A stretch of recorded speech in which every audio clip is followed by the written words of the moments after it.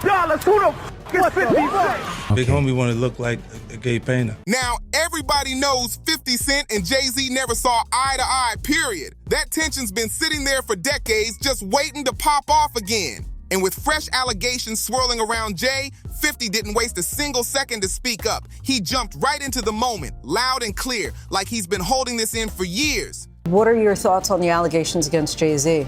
That was interesting. Where's Jay at? He's mad quiet. Jay said, they said I the 13-year-old. Let's go watch Mufasa. Everybody get dressed. For 50, this isn't random at all. He's already watched one so-called untouchable friend fall from grace, and in his mind, that proves nobody is safe.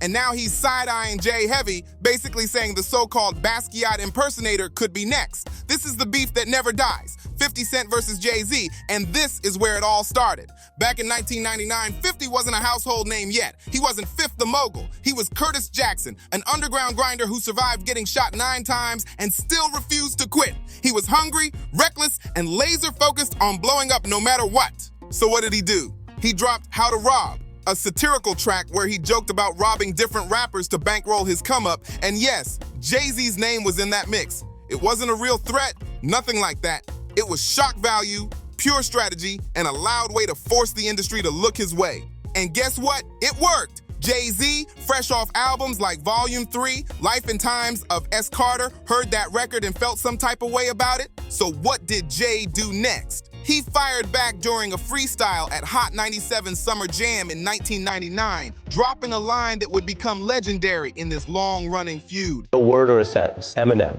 The best. Lloyd Banks. Cool. Tony Yayo. That's my boy. Loyalty.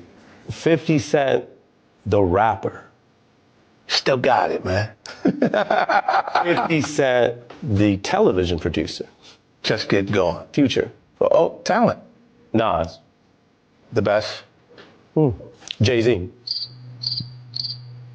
Good business. Now peep this part because it says a lot. When 50 was asked to describe Jay-Z in just a few words, he didn't gas him up at all. He simply said, good business. That's it. Not the best, like he said about Eminem and Nas. Not loyal, like how he talks about Tony Yayo. Just good business. That choice of words was sharp, intentional, and very on brand for 50. And everybody knows this already. Every single word 50 speaks is calculated. Nothing slips out by accident. He weighs it, spins it, then drops it with purpose. Now here's the part most people don't talk about. Back in 2003, when 50 was interviewed by Rolling Stone, he actually said he took Jay-Z's response as a compliment. He admitted that when Jay fired back, it made him feel validated. In his mind, Jay wouldn't have responded at all if he didn't think 50 was hot.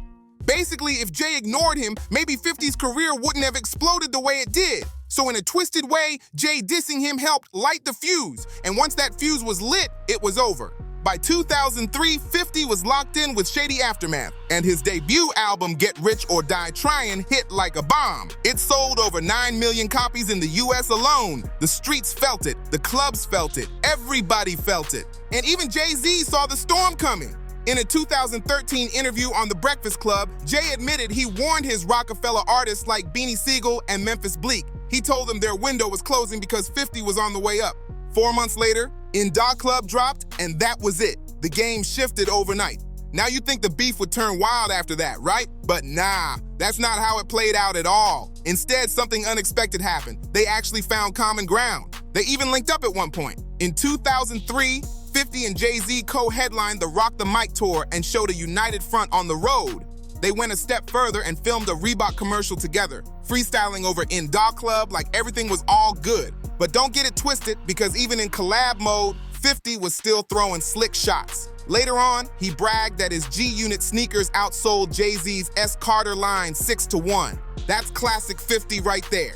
That's the thing about him. Even when the vibe looks cool on the surface, he's always keeping score, always watching, always remembering every win, every loss, every slight. Now fast forward a few years, and by the mid-2000s, the whole dynamic started shifting. Both of them were leveling up from rappers to full-blown moguls. 50 was stepping into TV production and stacking up the G-Unit empire.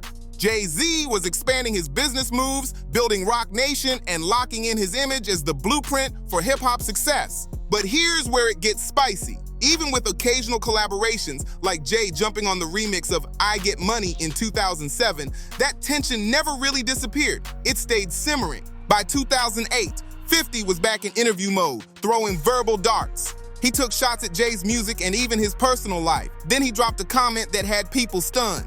50 said nobody really knew who Jay-Z was before Beyonce. Let that sink in for a second. This is someone with multiple platinum albums and legendary status, and 50 basically brushed it off like the fame only skyrocketed after marrying the biggest pop star on the planet.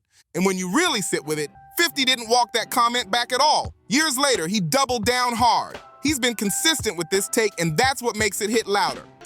Look, when Jay signed his contract, the big one was with Beyonce.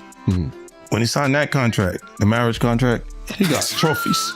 Now those fucking trophies, trophies came rolling in, buddy. He started getting Grammys left and right, man. I mean, look, if you look at his career, You're gonna let him say that? Jay was getting Grammys. He had one. Exactly. He had one. And he ain't show up. He had like 20 now. Hold on. He had like 18 since he been down. Look, he had one, bro. Hard Knock Life. You're not wrong. He was one. He got them shits. He's like drinking. His pictures with him like fucking things the cup. Wait a minute. So you're saying the success is derived from the marriage? I've absolutely been treated differently. The accolades. Because he's no longer viewed as what, like a street or gangster rapper. Now he's viewed as a businessman, entrepreneur, family man. And the biggest ones because of the position Beyonce's. What 50 is basically saying is this. Jay-Z's shift from street rapper to polished business boss didn't just happen naturally. According to 50, the Grammys, the elite industry respect, the clean corporate image, all of that really took off because of who Jay married. In his eyes, the Beyonce connection changed everything. Now listen, some Jay-Z fans might already be tight reading this, but pause for a second, because this is just the setup. Things start getting way more serious when you look at what 50 has been saying recently about Jay-Z and his alleged ties to some very questionable situations. That's where the conversation shifts from slick talk to raised eyebrows. Make sure you hit that subscribe button and turn on notifications, because the next part gets heavy. We're talking the Super Bowl controversy, the Basquiat comments, and why 50 believes Jay-Z tried to block him at the biggest sporting event in America.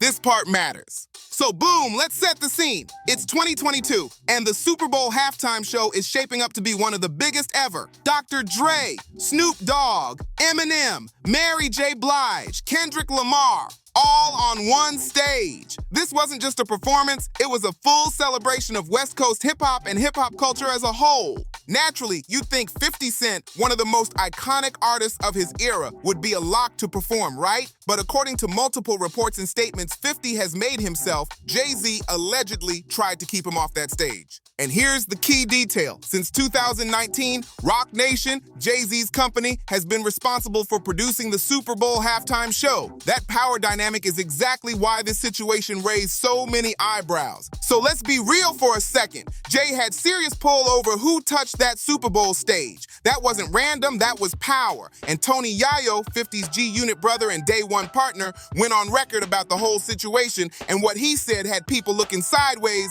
Here's the wild part.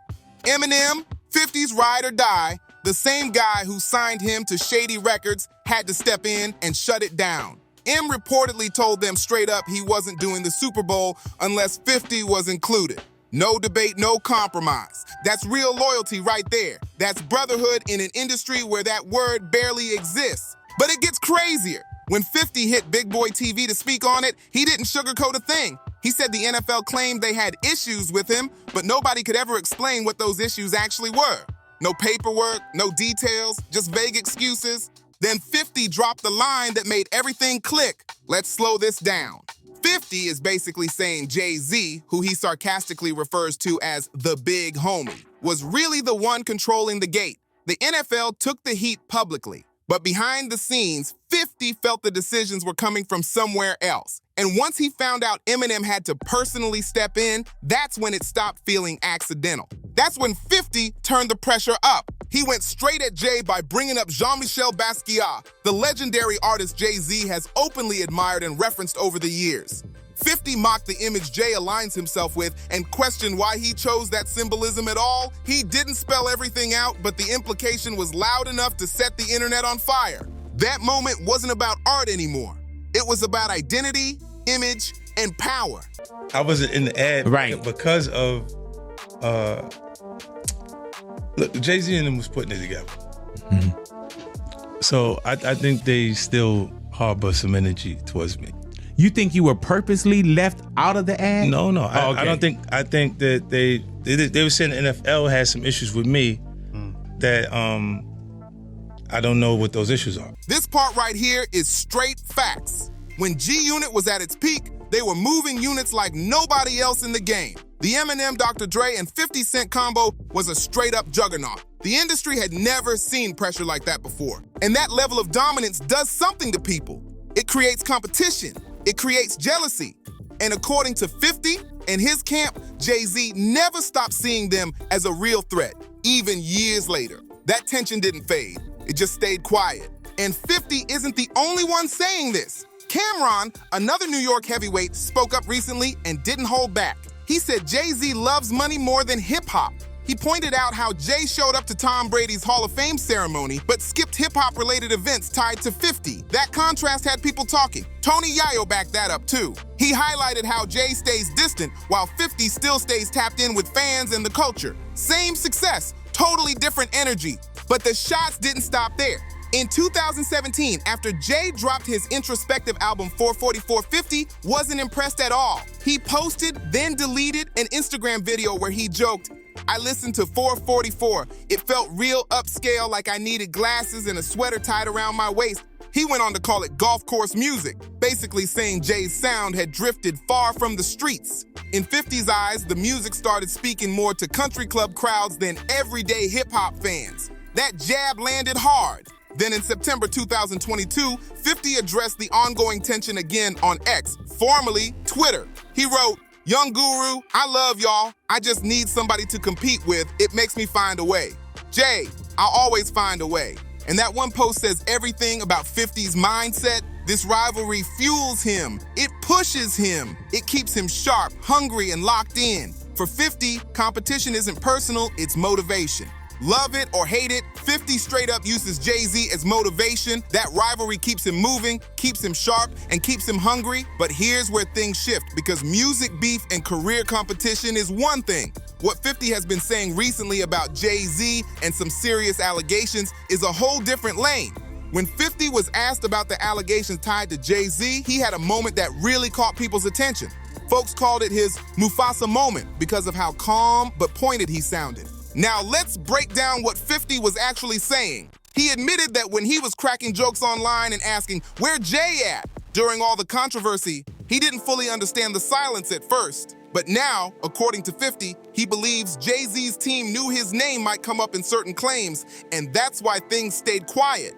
Then 50 added, almost sarcastically, that he hopes everything works out, especially considering Jay's family and the internal pressure that comes with public accusations. He made it clear those claims are serious and not something to joke about. For those who haven't been following closely, here's the clean context. In late 2024, a civil lawsuit was filed that included allegations involving Jay-Z related to an incident from years earlier. That lawsuit was later withdrawn in early 2025 after new information surfaced, raising questions about how the claims were put together. Jay-Z has firmly denied all allegations, calling them false and harmful, and he has taken legal action of his own, stating his name was wrongfully included. As of now, no criminal charges have been filed and the legal process is still ongoing. But here's where 50 did what he does best. He turned the moment into a viral headline. Shortly after the claims became public, Jay-Z attended the Mufasa movie premiere with his family. And the second 50 saw that, he went straight to Instagram, letting the internet do what it always does. He posted about it, and the internet lost its mind instantly. Screenshots everywhere, debates nonstop, timelines on fire. 50 straight up mocked Jay-Z for popping out at a family movie premiere right after those serious allegations hit the news. Now, some people rushed to defend Jay, saying the event was already scheduled and he didn't really have a choice but to show up. But 50 didn't see it that way at all. He looked at it like Jay was leaning heavy into the family man image while controversy was swirling. And when folks try to flip it on 50 and say maybe he's got skeletons hiding somewhere too, he shuts that down quick. No hesitation. 50 says he's not worried at all because he doesn't have anything to hide. His point is simple. If someone had a real issue with him, they would have spoken up by now, especially with how much spotlight he's been under for decades. One of the most telling moments came during a recent interview when 50 was asked a very direct question about Jay-Z's proximity to certain situations. The question was simple, but loaded. Did 50 think Jay-Z knew what was going on? And here's where it got interesting. Instead of giving a yes or no, 50 basically said that no matter how you answer that question, you end up telling on someone. That response hit hard. He didn't clear Jay's name, but he didn't outright accuse him either. He dodged it in a way that still left the room buzzing. That silence spoke loud. But here's the part 50 wants people to understand about why he keeps talking about all this. According to him, this isn't just jokes or internet games. He says he's trying to draw a clear line between what should be protected in hip-hop and what shouldn't. In his eyes, this is about accountability, legacy, and keeping the culture clean, even when the names involved are huge. By calling out alleged wrong behavior, 50 says he's really protecting the culture. In his view, putting a spotlight on questionable moves helps separate the ones doing things right from the ones moving foul. He believes that keeps the reputation clean for everyone else in the industry who isn't involved in anything shady. Now let's talk about the big point people always bring up when this beef comes up. Jay-Z is reportedly worth around $2.5 billion, making him hip-hop's first billionaire. Meanwhile, 50 Cent's net worth is often estimated somewhere between $40 and $50 million. That gap gets people talking fast. A lot of critics say this is where jealousy comes into play. They argue Jay built a massive empire while 50 hit some financial bumps along the way. But 50's response to that has always been the same. He says money isn't everything, and no amount of success should make someone untouchable or above accountability. From his perspective, wealth doesn't equal immunity, and respect shouldn't come from numbers alone. So where does all this really leave us? This tension between 50 Cent and Jay-Z goes way deeper than charts, tours, or old industry rivalries. It's about legacy. It's about who gets protected and who gets questioned. And it's about what hip-hop chooses to stand for moving forward. Whether people agree with him or not, 50 has clearly placed himself in the role of the guy willing to ask the uncomfortable questions that others would rather avoid. Whether you see him as a true speaker or a master-level instigator really depends on how you look at it. But one thing is clear, 50 is not backing down at all. He's standing 10 toes down and saying exactly what he wants whenever he wants. As for Jay-Z, he has continued to deny all allegations and has mostly stayed silent when it comes to 50's repeated shots. And honestly, knowing how 50 operates, that silence probably hits harder than any response ever could. The legal situation is still unfolding, and only time will tell how everything shakes out. No final answers yet, no clear ending in sight. What is clear is this saga is nowhere near done. 50 is still pushing forward with his documentary, still active on social media, and still making sure these conversations don't fade away. So now it's on you. Do you think 50 is speaking truth to power, or do you think he's taking things too far and dragging an old rivalry back into the spotlight? Let it be known. Drop your thoughts in the comments. Make sure you hit like, subscribe, and share this video so more people can join the conversation. Click one of the videos on your screen for more breakdowns just like this, and I'll see you in the next one.